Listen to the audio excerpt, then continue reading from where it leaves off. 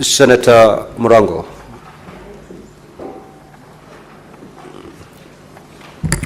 The result of the division is as follows. Ayes 29 votes, nays 0, abstention 0. So the ayes have it. A bill for an act of parliament to provide a framework for the administration of non-contributory social protection interventions, to establish the National Board for Social Protection and for connected purposes. Such at times you may open the door and withdraw the bars. Now, honorable senators, we will go back to the statements pursuant to Standing Order 53-1. The Senator for Mombasa County.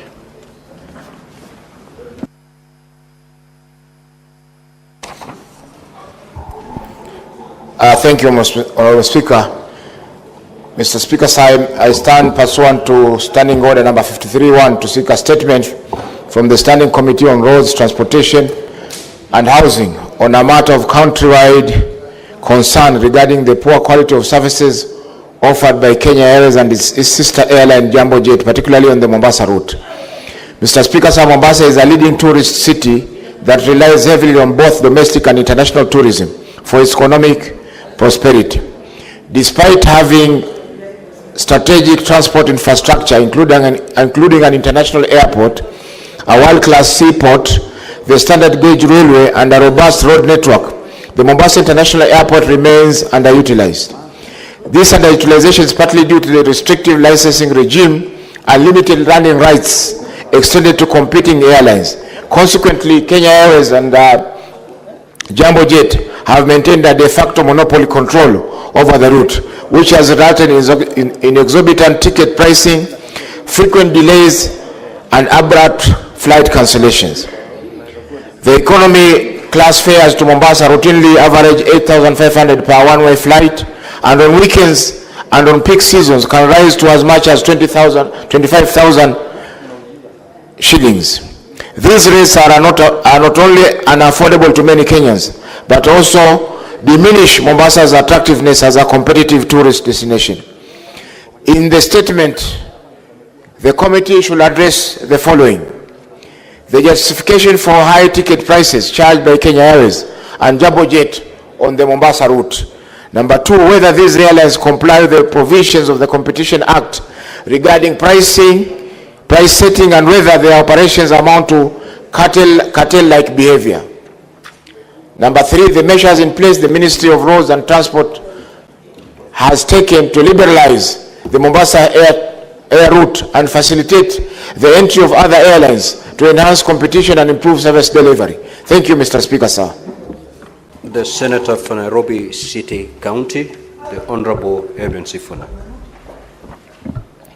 Thank you, Honorable Speaker. I rise pursuant to Standing Order 53-1 to seek a statement from the Standing Committee on Devolution and Intergovernmental Relations on a matter of county-wide concern regarding the status of development projects in Nairobi City County. Honorable Speaker, numerous public projects within the county have stalled, leading to significant financial losses to taxpayers, diminished service delivery, and compromised infrastructure development. There is growing concern, Honorable Speaker, from both the public and the members of the County Assembly, who I had occasion of meeting on the 13th of June 2025 at my office, that some of these stalled projects may be exploited as conduits of misappropriation or money laundering. Nairobi County already ranks highest in the National Fiduciary Risk Assessment, as was presented by the County Public Accounts Committee of this House, raising serious questions about financial governance and accountability. In the statement, the committee should address the following. Number one, the stalled projects funded through public funds in Nairobi City County, including timelines, funding status, and total projected versus actual expenditures on each of those projects. Number two, the timelines for resumption or completion of these projects and the budgetary allocations made to ensure their completion. And lastly, Honorable Speaker, we want to know the contractors paid for the stalled or incomplete projects, including the measures in place to recover public funds in cases of non-performance. I thank you, Honorable Speaker. Senator for Kakamega County, the Honorable Dr. Boni. Mr. Speaker, sir, I rise pursuant to Standing Order number 53-1 to seek a statement from the Standing Committee on National Security, Defense and Foreign Affairs on a matter of national concern regarding the loss of lives, injuries, and property destruction that was witnessed during the Gen Z-led and Sabasaba demonstrations on the 25th of June 2025 and on the 7th of July 2025, respectively. In the statement, the committee should address the following. 1. What is the official government account of casualties indicating the specific number of police officers and members of the public who lost their lives or who sustained injuries during Gen Z-led and Sabasaba demonstrations of June 25th, 2025 and 7th of July 2025. 2. The estimated value of private and public property and infrastructure that was vandalized or looted during the said demonstrations. 3.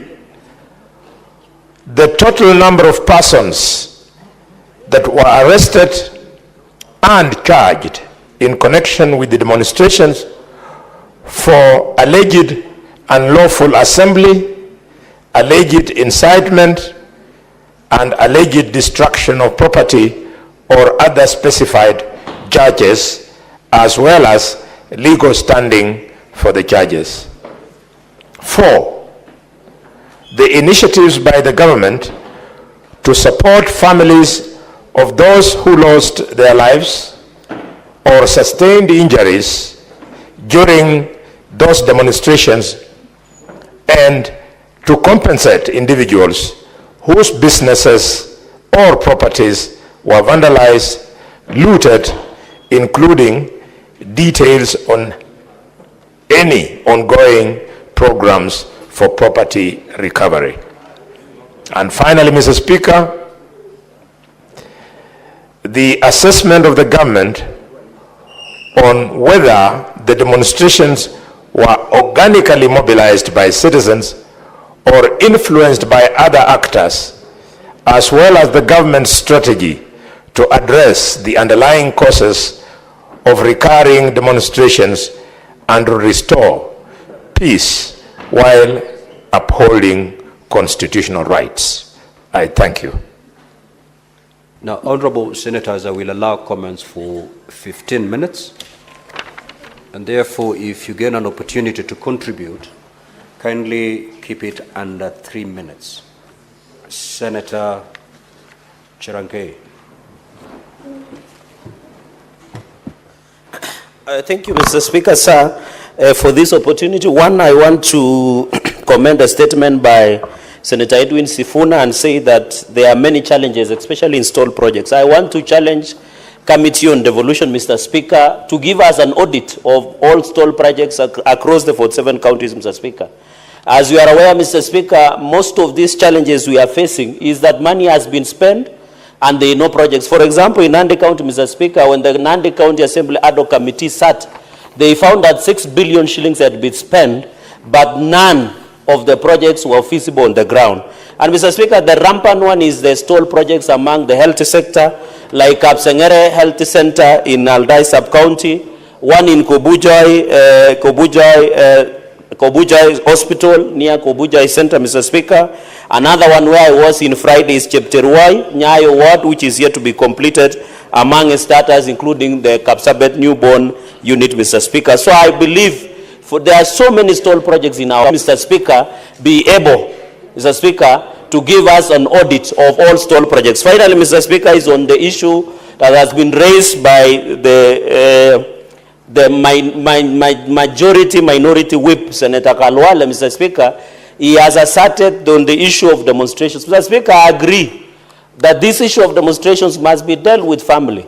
While the Constitution allows Article 37 that all demonstrations must be peaceful and unarmed, what we have seen, Mr. Speaker, is criminality. We have seen hooligans, Mr. Speaker. Yesterday evening, I watched in one of the leading television a nice supermarket proprietor who was complaining in where, Mr. Speaker, where he has lost his property, Mr. Speaker. I agree with the DPP, Mr. Speaker, that all people who looted, burned police stations, burned courts, Mr. Speaker, block roads,